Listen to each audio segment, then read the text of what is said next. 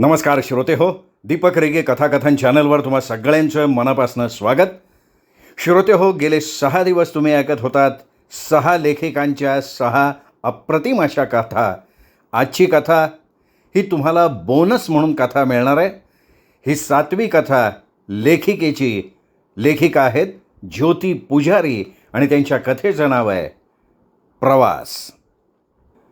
मार्च महिना संपता संपता वातावरणातली धग जाणवायला लागलेली असते. सरत्या हिवाळ्यातला गारवा त्या धगीनं आरपार शोषून घेतल्यानं येणारा प्रत्येक दिवस आणि रात्र कसे वृक्ष रखरखीत कोरडे होत जातात. सूर्याच्या प्रखर तेजानं तापलेला दिवस रात्रीच्या थंडगार काळोखात खोलवर बुडाला तरी रात्री बराच उशिरापर्यंत तापलेल्या दिवसाच्या गरम झळा जीव नकोसा करत राहतात. केव्हा तरी उत्तर रात्रीच्या डोहातून वर येणारी पहाट आपल्याबरोबर शीतल सुखद वाऱ्याची झुळूक घेऊन येते. मंदानं मोठ्या हौसेनं बाल्कनीत लावलेल्या मोगऱ्याच्या फुलांचा गंध वाऱ्यावर तरंगत येतो आणि विलक्षण उकाड्यानं रात्रभर लपंडाव झेलणारी झोप अलगद पापण्यांवर उतरते. कूलरच्या कृत्रिम गारव्यानं तापलेला दिवस आणि घुसमटून टाकणारी रात्र लवकर शांत होत असली तरी कूलरच्या गारव्यानं मंदाचं डोकं भणभणतं. पण अशा विलक्षण गरमीला शह देण्यासाठी कूलर लावणं तर भागच असतं. आता उद्याच शेखरला सगळ्या खोल्यांमध्ये कूलर फिट करायला सांगायचं ती ठरवून टाकते. पेटत्या चुलाणावर ठेवलेल्या हंड्यातल्या पाण्यासारखा उकळायला लागलेला, विस्तीर्ण माळरानासारखा या टोकापासून त्या टोकापर्यंत पसरलेला दिवस एकदाचा संपतो आणि आयुष्याच्या माळेतला दिवसाचा एक मणी अलगद ओघळतो. रात्री 9-9:30ला सगळ्यांची जेवणं आटोपली की मंदा मागची आवराआवर करण्यात गुंतते. शेखर जरा वेळ दूरदर्शनवरच्या बातम्या ऐकतो तर 12वीला असलेली मिताली जेवून आपल्या खोलीत अभ्यास करत बसते. मंदा झोपायला येते तेव्हा रात्रीचे 10:30-11 वाजायला आलेले असतात. दूरदर्शन बंद करून शेखर आपल्या बेडरूममध्ये येऊन झोपलेला असतो. मंदा खोलीतला लाईट बंद करून मंद निळसर प्रकाशाचा नाईट लॅम्प लावते. थोडा वेळ ती बाल्कनीत येऊन उभी राहते. समोर कॉलनीतल्या ग्राउंडवर काही तरुण मुलं गप्पा मारत उभी आहेत. आजूबाजूच्या एखाद दुसऱ्या घरात अजूनही जाग आहे. त्या घराच्या दारा खिडक्यांचे चौकोन आतल्या प्रकाशात उजळून निघालेत. कॉलनीतली बाकी घरं अंधार लपेटून स्तब्ध उभी आहेत. थोडा वेळ बाल्कनीत थांबून ती आत आली. शेखरच्या शेजारी डोळे मिटून पडून राहिली, पण वातावरणातल्या विलक्षण उकाड्यात तिला झोप येत नाही. शेखरचं बरं आहे, कुठल्याही वातावरणात त्याच्या झोपेवर परिणाम होत नाही. दिवसभर बँकेतली नोकरी करून थकलेला तो चटकन झोपेच्या अधीन होतो. विचार करता करता केव्हा तरी तिला झोप लागून गेली. मंदा, झोपलीस का ग? काय हवंय आई? जरा पाणी देतेस का बाळ? देते हां. जवळच्या तांब्यातलं पाणी पेल्यात ओतून तिने आईला दिलं. कसं वाटतंय ग तुला आता? आईच्या चेहऱ्यावर वाकून तिने विचारलं. तेवढ्यात आईच्या हातातलं भांडं खाली पडतं. पाहता पाहता तिचा चेहरा कागदासारखा पांढरा फटक पडतो. पापण्या ताठ होतात. मंदा घाबरून ओरडली, आई आई अगं काय होतंय तुला? अशी काय करतेयस? आणि मंदा एकदम उठून बसली. तिने डोळे उघडून आजूबाजूला बघितलं. ती तिच्या फ्लॅटमधल्या बेडरूममध्ये होती.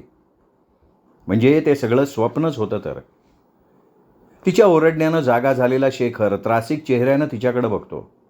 अहो अहो आत्ता आई आली होती स्वप्नात. आई खूप आजारी असल्याचं पाहिलं मी.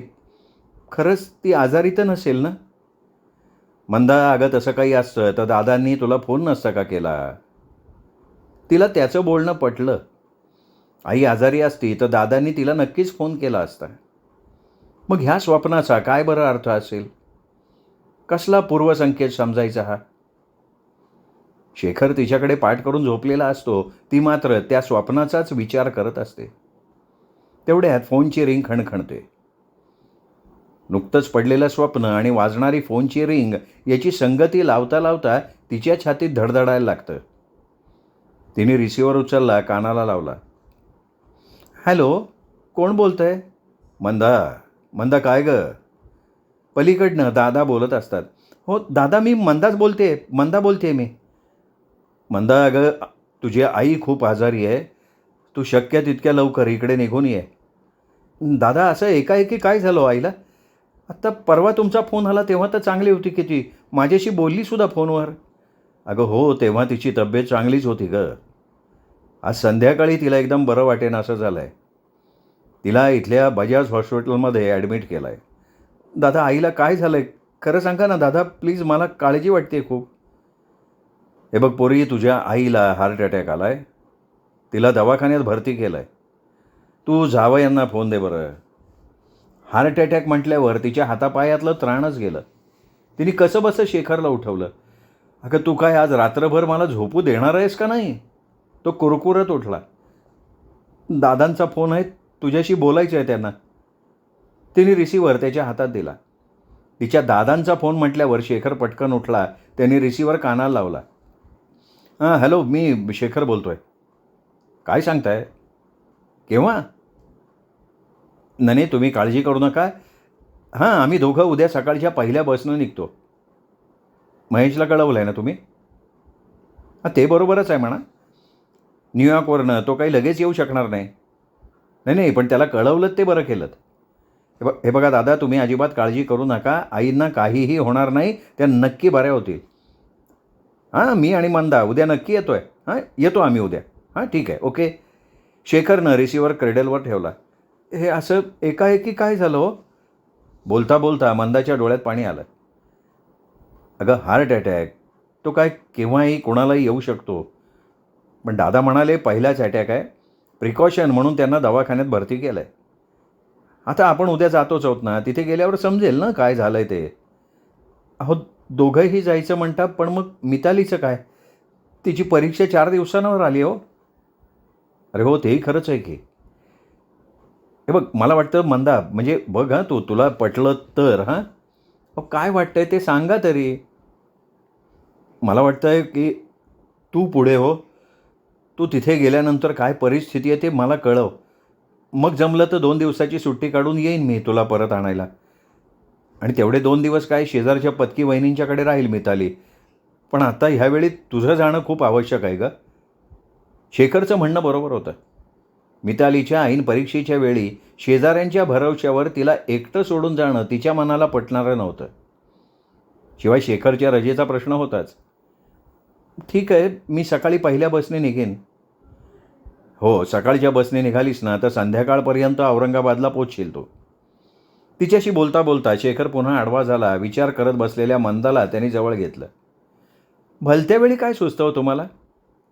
अगं शांत झोप. उगाच चिडायला काय झालं आहे तुला? काही काळ वेळ काही समजते की नाही तुम्हाला? तिकडे आईचं कसं असेल कोण माहीत. काय रे बाबा. तिच्या काळजातली तगमग शेजारी असून सुद्धा त्याच्या मनापर्यंत पोचलेली नव्हती. मंदाला आता झोप येणं शक्य नव्हतं. डोक्यात एकसारखे आईचे विचार येत होते. बसून बसून तिची पाठ दुखायला लागली तशी ती जरा आडवी झाली.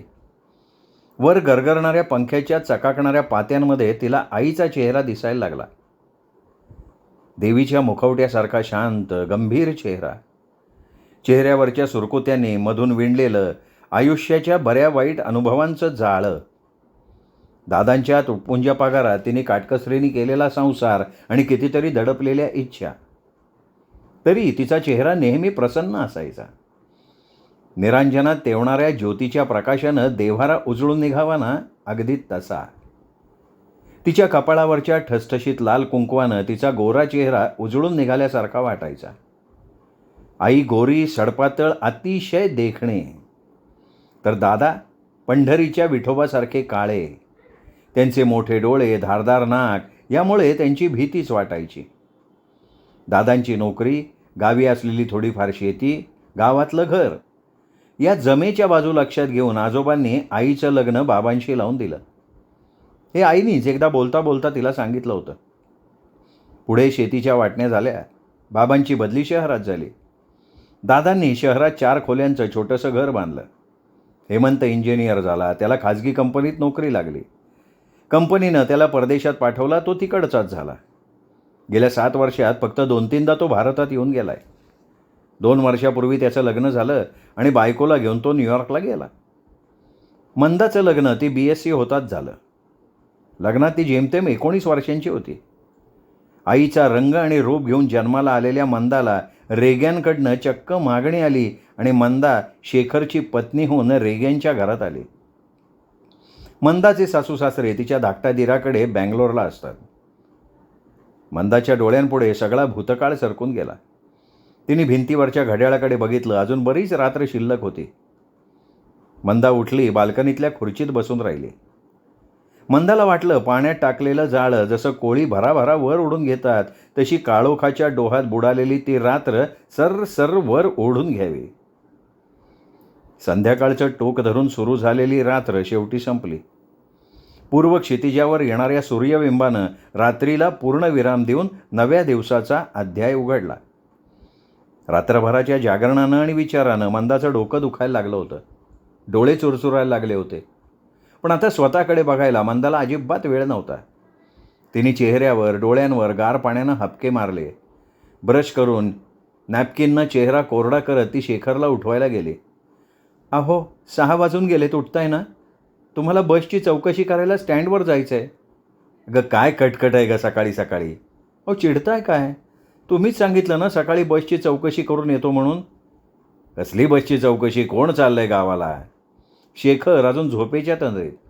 अहो चांगले खडबडून जागे व्हा, म्हणजे आठवेल तुम्हाला. रात्री दादांचा फोन आला होता, मला औरंगाबादला जायचं आहे, आठवतंय का? मनातली चीड मनात दडपून टाकत मंदानं त्याला आठवण करून दिली. उगाच सकाळी सकाळी चिडचिड झाली की सगळा दिवस वाईट जातो असा आजवरचा तिचा अनुभव. त्यात पुन्हा तिला आज गावाला जायचं आहे म्हणून ती शांत राहायचा प्रयत्न करत होती. शेखर उठून बाथरूमकडे गेला तशी ती स्वयंपाकघरात आली. तिचा आणि शेखरचा चहा करून ती मितालीच्या खोलीत आली. मिताली रात्री बराच वेळ अभ्यास करत असावी. टेबलावरचा दिवा अजून जळत होता. पुस्तकं अस्ताव्यस्त पडलेली होती. मिताली अगदी गाढ झोपलेली होती. तिच्या कुरळ्या केसांच्या बटा तिच्या गालावर आल्या होत्या. झोपेत मिताली अतिशय लोभस निरागस दिसत होती. मंदानं हलक्या हातानं तिच्या चेहऱ्यावरचे केस बाजूला केले. झोपेत अस्ताव्यस्त झालेला तिचा गाऊन नीट केला. टेबलावर अजून जळत असलेला टेबल लॅम्प बंद करून ती बाहेर आली. शेखर तोपर्यंत डायनिंग टेबलजवळ येऊन बसला होता. तिने दोघांचा चहा करून आणला. चहा घेऊन शेखर स्टँडवर जायच्या तयारीला लागला. मंदा एक एक कामं हातावेगळी करायला लागली. मध्येच एकदा जाऊन तिने मितालीला उठवलं. मितू, आत्ता मी औरंगाबादला जाते आहे. काल रात्री आजोबांचा फोन आला होता की आजीला हार्ट अटॅक आला आहे. खरं तर तुझी परीक्षा जवळ आली असताना बाहेरगावी जायची इच्छा नसली तरी जाणं भाग आहे गं. स्वयंपाकघरात काम करता करता मंदा ब्रश करत उभ्या असलेल्या मितालीशी बोलत होती. मिताली तोंड धुवून तिच्या जवळ आली. मंदाचा हात हातात घेऊन हसली. अगं आई, किती काळजी करतेस माझी. मी काय आता लहान मूल राहिली आहे का?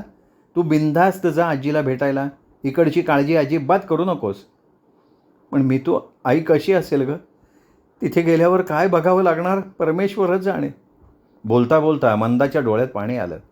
ओ मम्मी, अगं आजीला नाही काही होणार, छान बरी होईल ती. चल आता काय करायचं मला सांग, मी करू लागते तुला. मी तू तिच्या मदतीला आली. मंदानं तिघांचा स्वयंपाक केला. स्वतःसाठी भाजीपोळीचा डबा घेतला, पर्समध्ये टाकला. कपाटासमोर दिसल्या त्या 4 साड्या तिने सुटकेसमध्ये टाकल्या. तेवढ्या वेळात मितालीनं तिची वॉटर बॅग भरून ठेवली. 9:30 वाजत आले तरी शेखरचा अजून पत्ता नव्हता. तेवढ्या धावत पळत शेखर आला. मंदा चटकनावर, आत्ता 10 वाजताची बस आहे. अरे वा वा वा, तुझी सगळी तयारी झालेली दिसतीये. मंदा काही न बोलता आत आली. देवाला नमस्कार केला आणि मिताली जवळ आली. मी तू अभ्यास नीट कर, शांतपणे पेपर सोडव. उन्हाची मैत्रिणीकडे जाऊ नको. तिकडे पोचली की मी फोन करीनच. मम्मी, मी सगळं नीट करीन, तू काळजी करू नकोस गं. मंदा आणि शेखर सामान घेऊन ST स्टँडवर आले. लग्नाचा मोसम असल्याकारणानं स्टँडवर प्रवाशांची गर्दी उसळली होती. तिची बस स्टँडवर लागली होती. शेखरनं जाऊन तिचं तिकीट आणलं. दोघे बसजवळ आले. बसच्या दाराजवळ मधमाशांच्या पोळ्यासारखी गर्दी जमली होती. त्या गर्दीतून रेटारेटी करत ते बसमध्ये चढले. मंदाचं प्रवासाचं ऐनवेळी ठरल्यामुळे तिचं रिझर्वेशन नव्हतं. दाराजवळ पहिली सीट रिकामी दिसली. मंदा पटकन तिथे बसली. शेखरनं तिची सुटकेस ठेवली. वॉटर बॅग पायाशी ठेवून तिने खांद्यावरची पर्स हातात घेतली. शेखरनं एक पाकीट तिच्याजवळ दिलं आणि म्हणाला, सकाळीच तुला देणार होतो ग, पण विसरलो बरं का. मंदानं पाकीट उघडून बघितलं. त्यात पैसे होते. तसे तिनेही आपल्याबरोबर काही पैसे घेतले होते. मंदानं ते पाकीट आपल्या पर्समध्ये नीट ठेवलं. प्रवासी बसमध्ये चढून आपापला सीट नंबर शोधत होते. आता ह्या सीटचं रिझर्वेशन असेल तर तो प्रवासी आल्यावर आपल्याला उठावं लागणार, ह्या विचारानं ती अस्वस्थ झाली. थोड्या वेळात बसचा ड्रायव्हर आला. त्यांनी हॉर्न वाजवून कंडक्टरला सूचना दिली. कंडक्टर बसमध्ये आला. शेखर बसमधनं खाली उतरला. स्टँडवर विखुरलेल्या गर्दीतनं वाट काढत बस पुढे निघाली. समोरच्या काचेतून दिसणारा रस्ता मागे मागे पडत राहिला. रस्त्याच्या बाजूला असलेले मातकट करड्या रंगाचे शेताचे चौकोन मागे मागे गेले. मंदानं तिच्या बाजूच्या सहप्रवाशाकडे बघितलं. साधारण मध्यम वयाचा तो गृहस्थ होता. त्याने आपली ब्रीफकेस पायाशी ठेवली होती. मंदानं त्याच्यावरची नजर काढली. ड्रायव्हर समोरच्या काचेकडे बघितलं. सकाळपासून मनात दडपून टाकलेले विचार पुन्हा उसळी मारून वर आले. आईला हॉस्पिटलमध्ये भरती केलं खरं, पण हॉस्पिटलचा खर्च दादांना कसा झेपेल. त्यांच्या पेन्शनमध्ये कसा तरी घरखर्च चालतो. हेमंत पैसे पाठवतच नाही. परदेशात गेल्यापासनं त्यांनी जणू मागचे धागे दोरे तोडून टाकले होते. आई दादा त्याच्याबद्दल कधीही आधी कुणं बोलत नसत.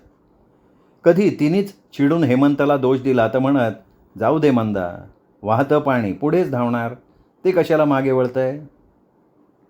बस आता चांगली तापली होती. उन्हाच्या गरम झळांनी जीव नकोसा झाला होता. धावता धावता बस कुठल्या तरी स्टँडवर थांबली होती.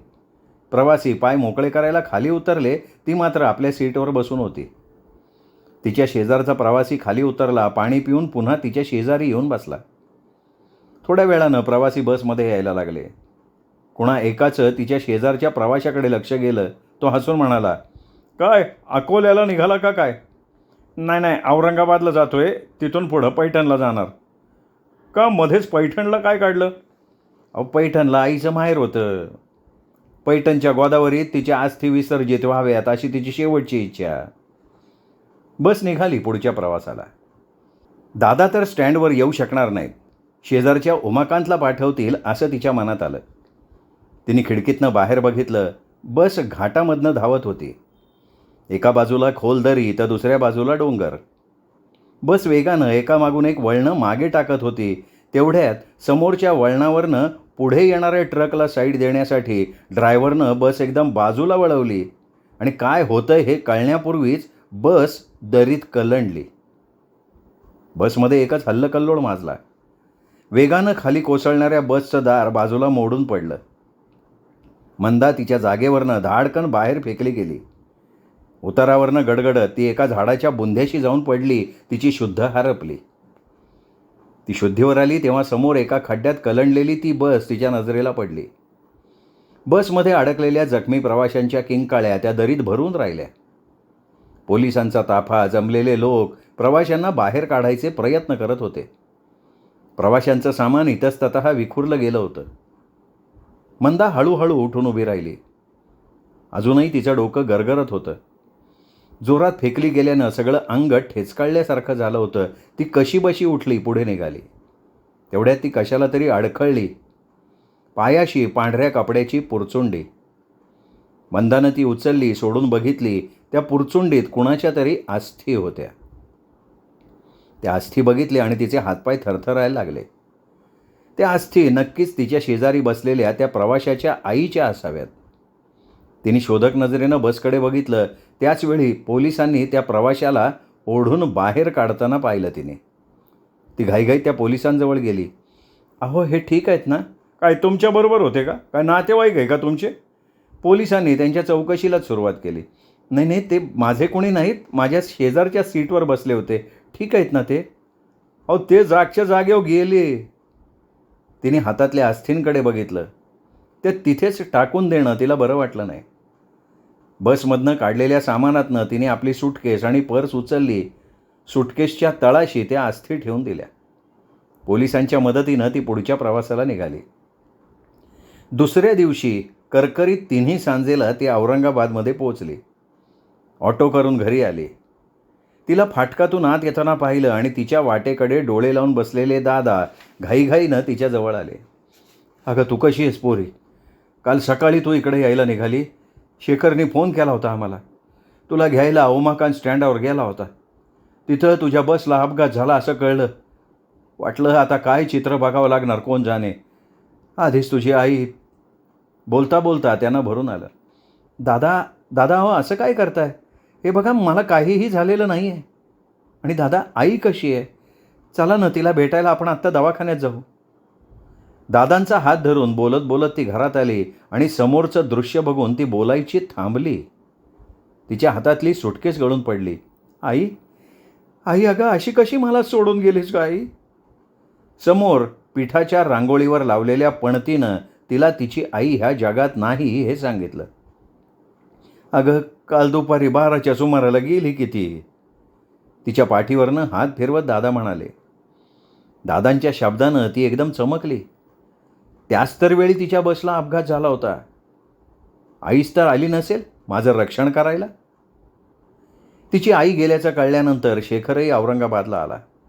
आज शेखर आणि दादा आईच्या अस्थी विसर्जन करण्यासाठी पैठणला जाणार होते. तिने आपल्या सुटकेसच्या तळाशी ठेवलेली अस्थींची पुरचुंडी त्यांच्या समोर ठेवली. अगं हे काय गमंधा? ती पुरचुंडी बघून दादा चरकले.